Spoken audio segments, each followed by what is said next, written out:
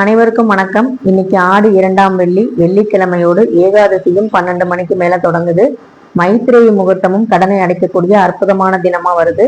இந்த ஒரு நல்ல நாள்ல முதல் நாள் வெள்ளிக்கிழமை, அதாவது முதல் வார வெள்ளிக்கிழமை, நான் சமயபுரம் மாரியம்மனை பத்தி சொல்லியிருந்தேன். என்னால பூஜை பண்ண முடியாட்டியும் இவங்களை பத்தி பேசும்போது எனக்கு ஒரு சந்தோஷம். 2ஆம் வெள்ளியில நான் எனக்கு ரொம்ப ரொம்ப ரொம்ப பிடித்தமான கடவுள் நம்பிக்கையை எனக்கு கொடுத்த ஒரு கோவிலை பத்தியும் அந்த அம்பாளை பத்தியும் தான் சொல்ல போறேன். வீடியோவை ஸ்கிப் பண்ணாம பாருங்க. நாகமணி தேவி, சுயம்பு நாகமணி தேவி சக்தி பீடம், இதுதான் எனக்கு முதல்ல தெரிஞ்ச ஒரு பெயர் அவங்க கோவிலை பத்தி. நான் பிஜி படிச்சுட்டு இருக்கும் போது, MSW படிச்சுட்டு இருக்கும் போது பக்கத்துல ஒரு முதியோர் இல்லம் இருந்தது. அங்க போயிட்டு இருந்தேன் ஃபீல்டு ஒர்க்குக்காக. என்னோட படிப்புக்காக நான் அங்க ஃபீல்டு ஒர்க் பண்ணிட்டு இருந்தேன். ஸோ என் ஃப்ரெண்டு பார்த்தீங்கன்னா ரொம்ப கடவுள் பக்தியா இருப்பாங்க. நல்ல விஷயங்கள் கடவுளை பத்திலாம் பேசுவாங்க. ஆனா எனக்கு அப்ப கடவுள் நம்பிக்கை இல்லை. அதுக்கு காரணம் என்னுடைய அப்பாவுடைய இறப்பு. அதுக்கு முன்னாடியும் நான் பெருசா சாமி கும்பிட்டதில்லை. வீட்டுல கும்பிடுவாங்களேன்னு கும்பிடுவேன். அப்பா இறந்ததுக்கு அப்புறம் அந்த 90 குங்குமம் வச்சுக்கிறது, இந்த ஆரத்தி எடுத்துக்கிறது, அந்த மாதிரி விஷயங்கள்லாம் நான் பண்றதில்ல. என்ன மட்டுமே முழுசா நம்பினேன். இப்பவும் அப்படிதான். ஆனா பக்கபலமா நமக்கு அப்பா அம்மா எல்லாம் இருக்காங்க அப்படிங்கும் போது நமக்கு அம்மா அப்பாவே தெய்வம் தானே, நம்மளை பாத்துக்கிறாங்களேன்னு சொல்லிட்டு அதை பத்தி நான் கண்டுகிட்டது இல்லை. பூஜை விஷயங்கள்லாம் எங்க வீட்லயுமே பாத்தீங்கன்னா ரொம்ப கோவில் குளம் அப்படின்னு ரொம்ப போறது கிடையாது. போனா சமயபுரம் மாரியம்மன் கோவில் தான் அடிக்கடி நாங்க போறது. ஸோ இப்படி இருக்கிற ஒரு சூழ்நிலையில எங்க தாத்தா பாத்தீங்கன்னா சாமி எல்லாம் சொல்லுவாங்க. அதே மாதிரி எனக்கு பாத்தீங்கன்னா அந்த மந்திரிக்கிறது, அந்த மாதிரி விஷயங்கள்லாம் அவங்க உடம்பு சரியில்லைனா வேப்பிலையால மந்திரிக்கிறது, 90 போட்டா சரியாயிரும்னு சொல்லுவாங்க இல்லையா, அந்த மாதிரி எங்க தாத்தாவுக்கு அந்த ஒரு சக்தி இருக்கு. அது பண்ணுவாங்க. அப்ப கூட நான் கிண்டல் தான் பண்ணுவேன். இதெல்லாம் டாக்டர் பண்ண வேண்டியதில்லை, நீங்க பண்ணிட்டு இருக்கீங்களா அப்படிங்கிற மாதிரி கிண்டலும் பண்ணுவேன். அதே மாதிரி அந்த வேப்பிலையில அடிச்சாலே பாத்தீங்கன்னா காசு சரியா போயிடும். அது ஏன்னு எனக்கும் இன்ன வரைக்கும் காரணம் தெரியல. அப்படிலாம் இருந்த ஒரு பெண் தான் நானு. இதை பத்தி நான் நாகமணி தேவி அப்படிங்கிற பிளேலிஸ்ட்ல ஆத்திகனா இருந்தனா, அதாவது நாத்திகனா இருந்தனா எப்படி ஆத்திகனா மாறினேன்னு சொல்லியிருப்பேன். அந்த மாதிரி ஒரு 10 வருஷமா பாத்தீங்கன்னா கடவுள் நம்பிக்கையே இல்லாம ரொம்ப பாத்தீங்கன்னா அது மாதிரி ஒரு விஷயம் நம்ம வாழ்க்கையில இருக்காது அப்படின்னு நினைச்சேன் நானு. இப்ப இவ்வளவு பூஜை பண்றேன் அப்படின்னா அதுக்கு முக்கியமான ஒரு காரணம் என்ன அப்படின்னா, இந்த கோவிலுக்கு போகும்போதுதான். இந்த கோவிலை பத்தி பேசும்போது சில நேரங்களில் கண்ணு கூட எனக்கு கலங்கும், கொஞ்சம் வாய்ஸ் பிரேக் ஆகும். கொஞ்சம் கோச்சுக்காம பாருங்க. இந்த கோவிலுக்கு நான் என் ஃப்ரெண்டு கூப்பிடுறாங்க. அந்த ஓல்டேஜ் ஹோம்ல நாங்க ஃபீல்ட் ஒர்க் பண்ணும்போது கூப்பிடுறாங்க. ஒரு தடவையா இந்த கோவிலுக்கு போகலாம், சும்மா பஸ் ஸ்டாப்ல தான் நிக்கிறோம். ஏன்னா அங்க பஸ்ஸும் பாத்தீங்கன்னா கல்லறை ரோடு, அந்த காவிரி ஆறு ஓரமா இருக்கும். அங்க பாத்தீங்கன்னா பஸ் 1 மணி நேரத்துக்கு ஒரு தான் வரும். சரி அங்க இந்த மாதிரி சும்மா நிக்கிறதுக்கு அங்க போலாமே அப்படின்னு நான் போகும்போது கண்டிஷன் போடுறேன். எப்படின்னா அங்க நடக்க போற மிராக்கள்லாம் எனக்கு தெரியாது. நான் போனோடனே வந்துடணும். இந்த 90 வைக்கிறது, குங்குமம் வைக்கிறதுலாம் எனக்கு சுத்தப்படாது. நீ உனக்காக வேணா வரேன் அப்படின்னு சொல்லிட்டு நான் கொஞ்சம் இதாதான் ஓவரா பேசிட்டு தான் கீழே இறங்குறேன். இறங்கி அங்க போய் அந்த வாசல்கிட்ட அம்பாலை பாக்குறேன். அப்ப நான் இப்ப காட்டுற அம்பாள் மாதிரி பெருசா கை கால்லாம் வச்சு உருவமா இல்ல, கீழே தலை மட்டும் இருக்கிற மாதிரி நாகம் குடையோட தான் அவங்க ஃபர்ஸ்ட் இருந்தாங்க. நான் பார்த்த அம்பாள். இப்ப நிறைய பேர் பாத்தீங்கன்னா முழுசா திருவுருவத்தோட பின்னாடி புத்துக்கு முன்னாடி இருப்பாங்க பாத்தீங்களா. அது பாத்தீங்கன்னா கொஞ்ச நாள் கழிச்சு தான் அந்த கனவுல சொல்லி எனக்கு அலங்காரம் நிறைய பண்ணணும் அப்படின்னு சொல்லிதான் வந்துதான் அந்த கோவில செஞ்சாங்க. ஸோ அங்க போகும்போது ஐயாவை பார்க்கும்போது பாத்தீங்கன்னா சட முடியலாம் நிறைய வச்சுக்கிட்டு ஒரு மாதிரி மாய மந்திரம் பண்ற மாதிரியே எனக்கு ஒரு தோணுச்சு. ஏன்னா எனக்கு தான் கடவுள் நம்பிக்கை கிடையாது. நான் யாரை பார்த்தாலும் அப்படி குருவா நான் பார்த்ததில்லை. ஸோ அந்த மாதிரி போகும்போது நான் அவரை பார்க்கறதுக்கு முன்னாடி அம்பாலை பார்க்குறேன். அம்பாலை பார்த்ததுக்கு அப்புறம் என் கண்ணில் தாரதாய தண்ணி வருது. என் ஃப்ரெண்டு கிட்ட அதை நான் சொல்லவும் இல்லை. ஆனா அந்த ஒளி பாத்தீங்கன்னா ஓம் சக்தி ஓம் சக்தின்னு பஸ் ஸ்டாப் வரைக்குமே கேட்கும். சரி நம்ம போலாம் வந்துட்டோம் அப்படின்னு சொல்லிட்டு கண்ணு கலங்குது. இது மாதிரி நமக்கு நடந்ததே இல்லையே அப்படிங்கும்போது அந்த அம்பாள் மனசுல ரொம்ப நிறைவா வந்துட்டாங்க. அதுக்கப்புறம் நானே பாத்தீங்கன்னா அடுத்தது இந்த கோவிலுக்கு போகலாம், அங்க போகலாம் அப்படின்னு சொல்லிதான் நான் போக ஆரம்பிச்சேன். அப்ப பாத்தீங்கன்னா அவர் இந்த புத்துமண் பிரசாதம்லாம் கொடுத்தாங்க. அதை சாப்பிடலாமா வேணாமா, ஏதோ மாய மந்திரமா அப்படிங்கிற மாதிரி பயத்தோட தான் வாங்கி சாப்பிட்டேன். அதுக்கப்புறம் தான் தெரிஞ்சது இது பின்னாடி நமக்கு ஒரு பாதுகாப்பு கவசமா இந்த அம்பாள் நம்ம கூட இருக்க போறாங்கன்னு அப்ப நான் நினைச்சு பார்த்தது இல்லை. நான் சொல்றது 2011 நான் பிஜி படிச்சுட்டு இருக்கும் போது நான் இந்த விஷயத்த சொல்றேன். அப்ப எனக்கு அந்த அளவுக்கு பாத்தீங்கன்னா பெருசா கடவுளை பத்தி எல்லாம் தெரியாது.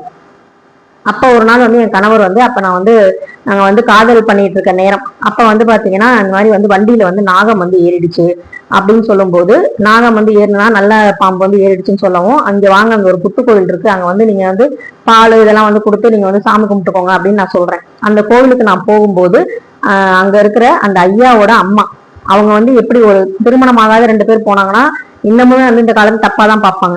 ஆனா நாங்க வந்து போகும்போது அவங்க பிரசாதம் வந்து எப்பவுமே எங்களுக்கு ஒரு ஒரு கைப்பிடி எக்ஸ்ட்ரா தான் கொடுப்பாங்க. ரொம்ப நல்லா பேசுவாங்க. நாங்க வந்து பெருசா எதுவும் செய்யாமலே அந்த பத்திரிகையில வந்து எங்களுக்கு பேரெல்லாம் போட்டு, நாங்க கொடுத்தது ஒரு 500 தான். அந்த 500 வந்து பாத்தீங்கன்னா அவர் வந்து பத்திரிகையில பேர்லாம் போட்டு எங்க பிள்ளைங்கிற மாதிரி அவங்க வந்து ஏத்துக்கிட்ட மாதிரி அடுத்தடுத்த விஷயங்கள் நிறையவே நடந்தது. அந்த கோவிலுக்கு போய் தான் எனக்கு வந்து பாத்தீங்கன்னா வேலை கிடைச்சது. படிச்சு முடிச்ச உடனே வேலை கிடைச்சது. ஒரு பாதுகாப்பு கவசமா எனக்கு விபூதி பிரசாதம் கையிலேயே வச்சிருக்க சொன்னாரு. எல்லா பிரச்சனையும் நடந்தப்போ எனக்கு காதல் திருமணம் அப்படிங்கிறனால நிறைய பிரச்சனை வரும், வீட்டுல நிம்மதி இருக்காது, 2 சைடுமே வந்து பிரச்சனை. அப்படிங்கும் போது நான் வாழலாமா இல்ல வேற ஏதாவது வந்து தவறான முடிவு எடுக்கலாமாங்கிற சூழ்நிலை வந்து எனக்கு தள்ளப்பட்ட சுச்சுவேஷன்ல நான் இருக்கேன், உனக்கு நீ ஏன் கவலைப்படுற அப்படின்னு சொன்னதுதான் இந்த நவசர்ப்ப நாகமணி தேவி.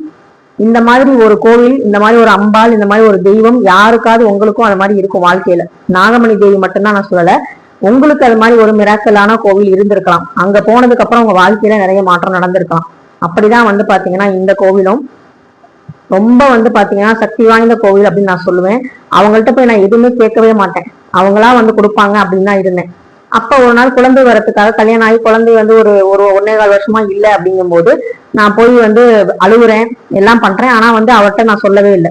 அப்பதான் வந்து எங்க அம்மா சொன்னாங்க, இந்த மாதிரி குழந்தைக்காக தான் வந்து வந்துகிட்டு இருப்பாங்க, அது சொன்னாதானேமா தெரியும், வாயை விட்டு கேட்கணும் அப்படின்னு சொல்லி அவர் சொல்லும் போதுதான் புரிஞ்சுக்கிட்டேன், கடவுள்கிட்ட வந்து நம்ம பேசணும், வாயை விட்டு கேட்கணும் அப்படின்னு சொல்லிட்டு. அதுக்கப்புறம் தான் வந்து பாத்தீங்கன்னா கனவு, இந்த கோவிலுக்கு போகிறதுக்கு அப்புறம் தான் எனக்கு சாமியை பத்தின கனவுகள் வந்து நிறைய வர ஆரம்பிச்சு. நான் அபிஷேகம் பண்ற மாதிரி, கோவிலுக்கு கோபுர தரிசனம் பாக்குற மாதிரி, இந்த மாதிரி நிறைய விஷயங்கள் நடந்துச்சு. அப்ப ஒரு கனவு வந்துச்சு. குழந்தை பேருக்காக நான் வேண்டிக்கிட்டு இருக்கும் போது நாகர் பக்கத்துல ஒரு நெல்லி மரம் அங்க கோவில்ல இருக்கும். அங்க வந்து பாத்தீங்கன்னா விதைய ஊனு முளைக்கும் அப்படின்னு சொல்லி ஒரு கனவு வந்து அங்க இருக்கிற பூஜை பண்றவங்க மூலமா எனக்கு வந்துச்சு கனவு. இதை சொல்லும் போது நாகருக்கு நீங்க உங்க கையாலேயே அபிஷேகம் பண்ணுங்க, வார வாரம் ஞாயிற்றுக்கிழமை ராகுகாலத்துல உங்க கையில அபிஷேகம் பண்ணி நீங்க வந்து வஸ்திரம் சாத்தி வழிபாடு செய்யுங்க, கண்டிப்பா வந்து உங்களுக்கு குழந்தை வரம் கிடைக்கும் அப்படின்னு சொல்லும் போதுதான் அது மிராக்கிள். அது மட்டும் இல்லாம கடவுள் நம்பிக்கை இல்லாத என்ன என் கையால வந்து அபிஷேகம் பண்ண வச்சு தண்ணீர் தீர்த்தம் எடுக்க வச்சு எனக்கு வந்து குத்துவிளக்கு பூஜை இந்த கோவில தான் பண்ண கத்துக்கிட்டேன். அதே மாதிரி இங்க அமாவாசையில வரமிளகாய் பரிகாரம் அப்படின்னு சொல்லக்கூடிய அந்த பில்லி சூனியம் ஏவல் ஏதாவது இருந்தா சரியாகிற அந்த விஷயங்கள் இது எல்லாமே நடந்துகிட்டு இருந்துச்சு. அப்பதான் வந்து பாத்தீங்கன்னா வாராகி அம்மனுடைய அந்த ஒரு அம்சம் வந்து என் வாழ்க்கையில வருது. அப்ப நான் வந்து நினைப்பேன், எப்ப எந்த கடவுளை கும்பிட்டாலும் இவங்களை நினைச்சுக்குவேன், இவங்களை கும்பிடுறதுனால இவங்க கோச்சுக்குவாங்களோ அப்படிங்கிற மாதிரி ஒரு சின்ன பிள்ளைத்தனமா நான் வந்து பொசசிவ் ஆயிடுவாங்களோ அப்படிங்கிற மாதிரி எனக்கு மனசுல அப்பப்ப தோணும். அப்ப நான் வந்து அப்பாட்ட சொல்றேன், அப்பா கொஞ்ச நாளா எனக்கு வாராகின்னு வந்து அம்சம் வந்து தெரியுது அப்படிங்கும் போது அப்ப இவங்க யாரு அப்படின்னு சொல்லி கேட்கிறாரு. அப்பதான் எனக்கு தெரியுது இந்த அம்பாலே வந்து வாராகி அம்சத்துலதான் வந்து இருக்காங்க அப்படின்னு. சோ அந்த அலங்காரம், நவராத்திரியில அலங்காரம் பண்றது ஒரு நாள் வந்து பாத்தீங்கன்னா வாராகி அம்சமா இருப்பாங்க. சுயம்பு வாராகினே வந்து இன்னொரு பேரும் இவங்களுக்கு வந்து இருக்கு. ஒரு அற்புதமான பஞ்சமி நாள்லதான் இவங்களும் வந்து அவதரிச்சாங்க. அதனாலதான் இவங்களுக்கும் வாராகி அம்சம் இருக்கு அப்படின்னு சொல்லி அப்பதான் வந்து தெரிய வந்தது. அதுக்கப்புறம் வாராகி அலங்காரமும் தொடர்ந்து வந்து நவராத்திரி அன்னைக்கு பண்ணிட்டு இருப்பாங்க. எந்த அளவுக்கு இந்த கோவில் நம்பிக்கை அப்படின்னா டெலிவரி டைம்ல 2ல ஏதாவது ஒரு உசுறு தான் வந்து பொழைக்கும் அப்படிங்கிற மாதிரி ஒரு சுச்சுவேஷன்ல அவருக்கு நான் வந்து போன் பண்ணி கேட்க சொல்றேன். யாருக்கும் நான் கேட்க சொல்லல, அவருக்கு போன் பண்ணி அம்பாள்கிட்ட கேட்க சொல்லுங்க, உத்தரவு கேட்க சொல்லுங்க, சிசேரியன் பண்ணிக்கலாமா இல்ல வந்து நார்மல் வெயிட் பண்ணலாமா, அவர் என்ன சொன்னாலும் நான் பொறுத்துக்கிறேன் அப்படின்னு சொல்லி சொன்னேன். அதே மாதிரிதான் அவரும் வந்து சொன்னாரு, 2ல ஏதாவது ஒரு உசுறு வந்து பொழைக்கணும் அப்படிங்கிற மாதிரிதான் இருக்குது, நம்ம சிசேரியன் பண்ணிருக்கிறது நல்லது அப்படின்னு சொல்லிதான் உத்தரவு வந்துச்சுன்னு சொன்ன அடுத்த நிமிஷமே சரி பண்ணிடலாம் அப்படின்னு சொல்லிட்டு நல்ல நேரமா ராவு காலமா யமகண்டமா இது எதுவுமே பார்க்கல, எல்லாமே அவ பாத்துக்குவா அப்படிங்கிற நம்பிக்கையில தான் இன்ன வரைக்கும் அந்த கோவிலுக்கு நான் போயிட்டு இருக்கேன். இந்த கோவிலை பத்தி பேசினா எனக்கு ரொம்ப வந்து பாத்தீங்கன்னா ரொம்ப எமோஷனல் ஆயிடுவேன்.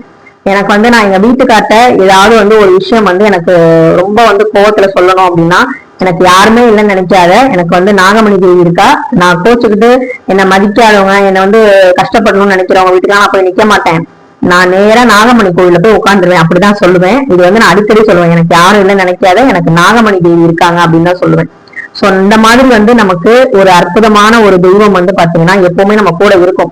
அது யாரு என்ன அப்படிங்கிறத நம்ம தான் கண்டுபிடிக்கணும். இது வந்து என்னுடைய அப்பாவும் சரி, என்னுடைய குலதெய்வமும் சரி, என் பிறந்த வீட்டு குலதெய்வமும் சரி, புகுந்த வீட்டு குலதெய்வமும் சரி, இதை வந்து எனக்கு வழி காமிச்சிருக்காங்க. உனக்கு வந்து பின்னாடி நிறைய வந்து கஷ்டங்கள் வரும், இதெல்லாம் தாண்டி நீ வரணும் அப்படின்னா ஒரு விஷயத்த இறுக்கமா நீ புடிச்சுக்கணும் அப்படிங்கறத வந்து எனக்கு வந்து சொன்னாங்க. படிப்பு வேலை எல்லாமே இருந்தது, ஆனா மனசு நிம்மதிக்காக நம்ம யாருக்கிட்டையாவது வந்து ஒரு சில விஷயங்களை வந்து ஷேர் பண்ணணும் சொல்லணும் அப்படிங்கும் போது எனக்கு வந்து பாத்தீங்கன்னா மனுஷங்கள்ட்ட ஷேர் பண்றதை விட, ஏன்னா அந்த மாதிரி ஷேர் பண்ணி நிறைய பின்னாடி போய் சிரிச்சுதான் இருக்காங்க, நக்கல் தான் பண்ணியிருக்காங்க. அதை பார்த்து வந்து குளிர் காஞ்சிருப்பாங்க. சோ ஆனா அந்த மாதிரி இருக்கக்கூடாது. நம்ம கஷ்டப்பட்டா நம்மளை விட அதிகமா ஒருத்தவங்க கஷ்டப்படுவாங்கல்ல, அது யாரு அப்படின்னு நான் கண்டுபிடிச்சேன் அப்படின்னா, எங்க குடும்பத்துக்கு, எனக்கும் சரி என் கணவருக்கும் சரி, என் கணவருக்கும் இதே நிலைமை தான். அந்த நேரத்துல அவரும் அப்படிதான் மனநிலைமையில இருந்தாரு. அந்த மாதிரி ஒரு தெய்வம் தான் எங்களுக்கு நாகமணி தேவி. எனக்கு அங்க போனதுக்கு அப்புறம் தான் குலதெய்வத்தோட வழிபாடு எவ்வளவு சிறந்தது. அவர் அடிக்கடி சொல்லுவார், ஐயா நீங்க வந்து உன்னோட குலதெய்வம் ஆசீர்வாதம் இருந்தா மட்டும்தான் இங்க நீ வர முடியும் அப்படின்னு.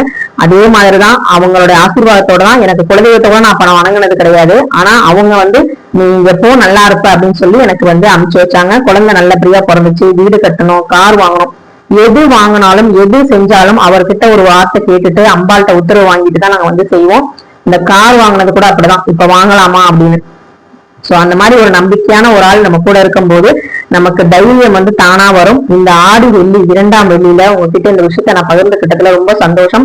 இவங்களை பத்தி நான் நிறைய விஷயங்கள் பேசியிருக்கேன். ஒரு தடவை வந்து தொடர்ந்து வந்து அந்த கோயிலுக்கு நான் அடிக்கடி போவேன். அதனால அவங்கள பத்தி நான் பேசும்போது ஒரு சகோதரி வந்து கமெண்ட் பண்ணியிருந்தாங்க, நீங்க வந்து நாகமணி தேவியம்மா ரொம்ப ப்ரொமோட் பண்றீங்களா அப்படின்னு. ஏன்னா இது கடவுளுக்கு வந்த சோதனை அப்படின்னு சொல்லிட்டு என்னை பத்தி ஏதாவது பேசினா கூட நான் பொறுத்துக்குவேன். நான் வணங்குற தெய்வங்களை யாராவது சொன்னா என்னால தாங்கிக்க முடியாதுன்னு சொல்லிட்டு அதை பத்தி நான் பேசுறதே கொஞ்சம் நான் நிப்பாட்டிட்டேன். சோ அதனாலதான் வந்து இந்த ஆடி 2ஆம் வெள்ளியில நான் எப்பவுமே வந்து ஃபர்ஸ்ட் சமயபுரம் மாரியம்மன் முதல் வார வெள்ளிக்கிழமை அழைப்பேன். இப்ப 2ஆம் வார வெள்ளியில நாகமணி தேவி தான் அழைப்பேன். அதனால வந்து அவங்க போட்டோ மட்டும் எடுத்துட்டு நான் வந்து கையில வச்சுட்டு எப்பவுமே என் கூட இருக்கணும், எனக்கு வந்து நீ துணையா இருக்கணும்னு சொல்லி நான் வந்து நல்லபடியா வந்து வேண்டிக்கிட்டேன். சோ உங்களுக்கு அந்த மாதிரி ஒரு கடவுள் கண்டிப்பா இருப்பாங்க. அது யாருன்னு கமெண்ட்ல மறக்காம சொல்லுங்க. சாமியே இல்லைன்னு சொன்னா எல்லாமே இப்ப சாமி தான் அப்படிங்கிற மாதிரி என்னை மாத்தினது நாகமணி தேவி அம்மன் தான். இந்த வீடியோ பிடிச்சிருந்தா லைக் பண்ணுங்க, ஷேர் பண்ணுங்க, மறக்காம சப்ஸ்கிரைப் பண்ணுங்க. நன்றி.